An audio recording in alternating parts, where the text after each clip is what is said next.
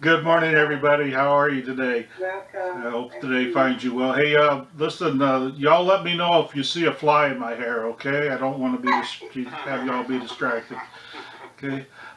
Hey, in practitioner training, we discuss the value versus the distraction of holding hands during a spiritual mind treatment. Do y'all remember holding hands? Just wonder. Um, Oh, by the way, in today's talk, there's a little bit of a warning. Today's lesson does contain some harsh language, and these are not judgments; they're observations. In our spiritual discourse, we are being dishonest to not call a thing what it is, and calling it so does not diminish its spiritual value. God created avocados. It does not mean I have to have them on my salad. Okay? The divisions we are witness to in this time seem more intense than anyone can remember. But there's really nothing new under the sun. It is very human to look for someone to blame for our problems. It is easier to blame others because changing others means we do not have to do anything to ourselves. And we are not responsible when others do not change. So we have people with insatiable appetites for power that have always used wedges to drive us apart. These parasites who contribute nothing positive to humanity make up lies to fuel our fears and convince us that someone, and it doesn't matter who, is responsible for our misery. It's easy to believe, too, because quite frankly, until they brought it up, we probably never gave those people a second thought. So, of course, they must be responsible for our misery. Good thing someone educated us, otherwise, we might have gone our entire lives without hating them. I consider myself fortunate that I grew up with parents and neighbors who could not afford to be picky about their friends. I was in high school before someone pointed out that some of our common elementary school schoolmates had been African American or Mexican. Who knew? And don't even get me started on the mixture of religions we coexisted with. The only important thing in elementary school was whether or not they were good at dodgeball. And yet we learned that they were different. We were taught by outsiders that we needed to be afraid of these people for some reason. I'm glad I had the foundation that set me straight in knowing that maybe not. Maybe some of this stuff you're teaching me isn't true. It is good, though, to know who is responsible for our misery.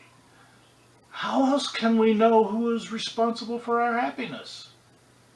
Our power hungry leaders promise us a return to happiness as soon as we get those others out of the country, or at least neutralize their constitutional rights.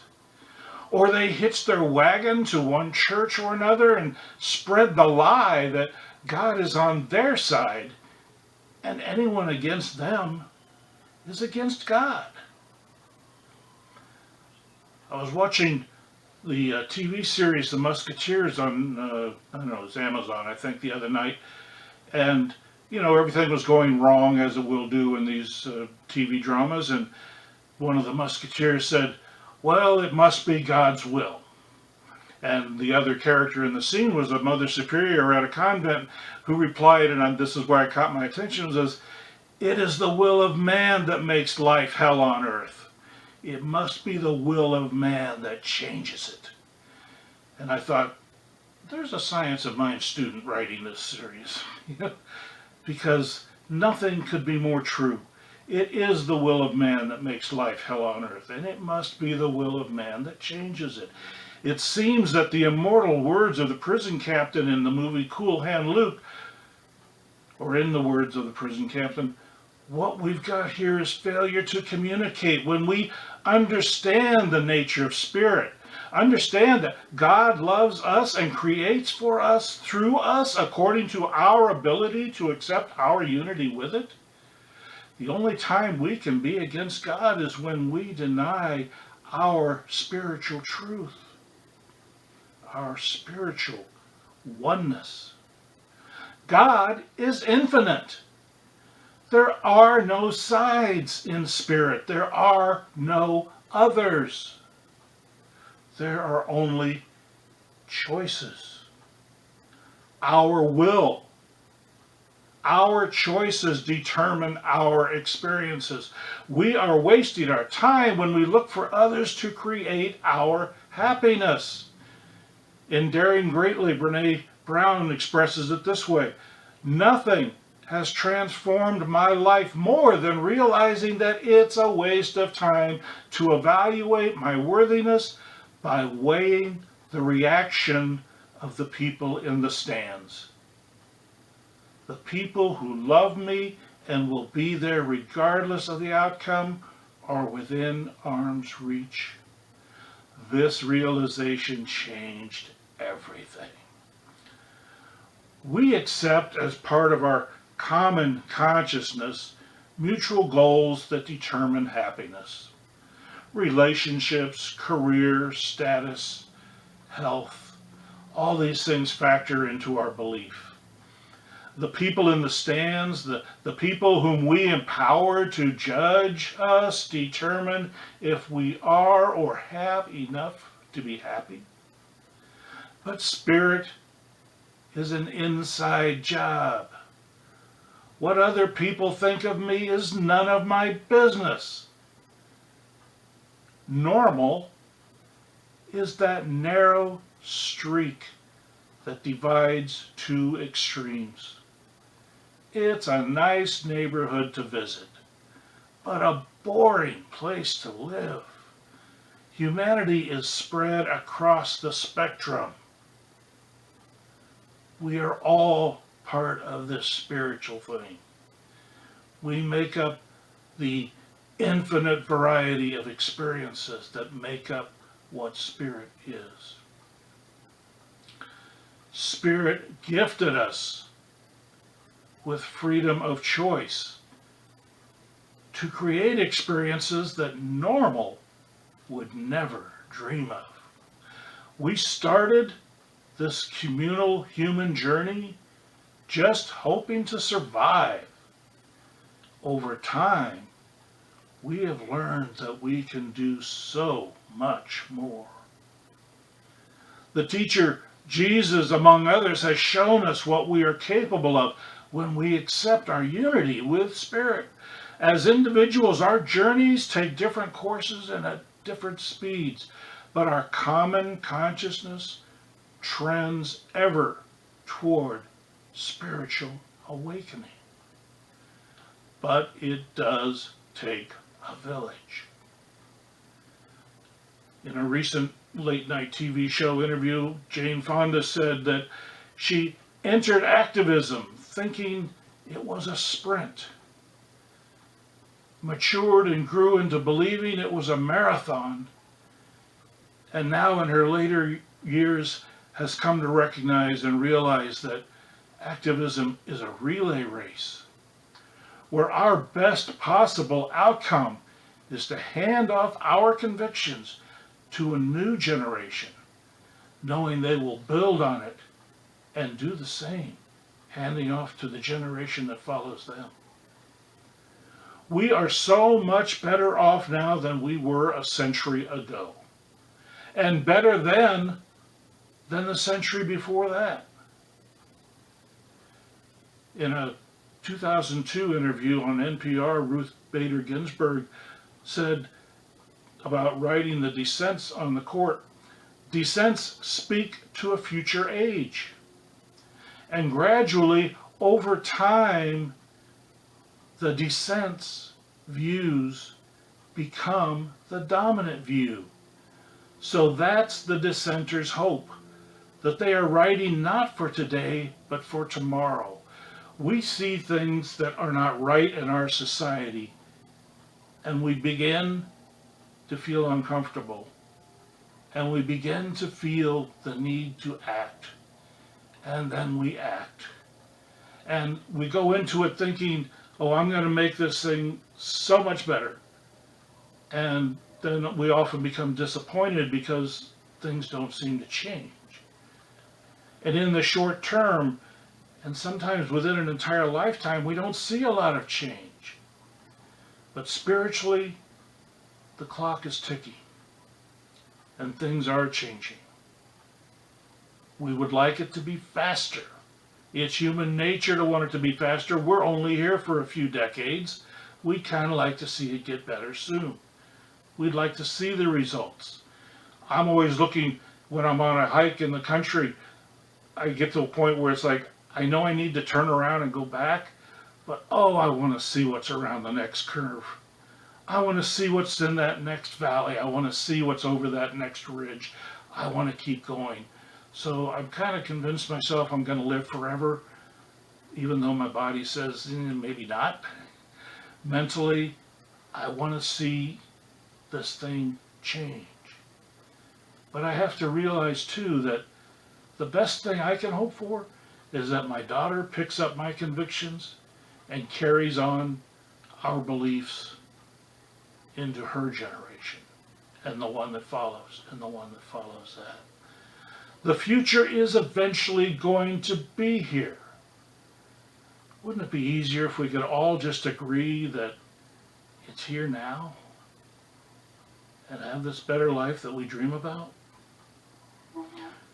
Ernest Holmes writes in the textbook, if we have to make a choice and feel we do not know which or what to choose, we must be still in our own consciousness and know that the Spirit within us knows which of these ways is the right and most constructive way and will guide us.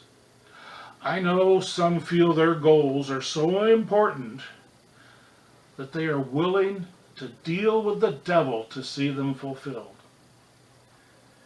If we are still and listen to our inner guidance, we can feel the tug on our soul that leads us to open our hearts, knowing that unconditional love fulfills all goals. If we love, we stop using recreational drugs. The cartels go out of business. People can stay on their farms or in their homes without fear and have no need to make dangerous journeys seeking a better life in another country. A win-win. If we love, we release our fears. We recognize our supply is unlimited. There are jobs enough for everyone. If we love, greed will fall out of favor. Crime will evaporate, and keeping our planet healthy becomes a priority over profit. Holmes writes again, the Spirit within us is God, and only to the degree that we listen to and seek to obey this Spirit shall we really succeed. He's saying here, quite frankly, that lip service is ineffectual. We only succeed when we honestly believe and get our egos out of the way. He continues writing, faith is not hope. It is substance. It does not look away from itself. Being substance, it looks within itself. In doing this, it realizes that the life of God is also the life of humankind. My traditional brothers and sisters proclaim that the teacher, Jesus, died for our sins.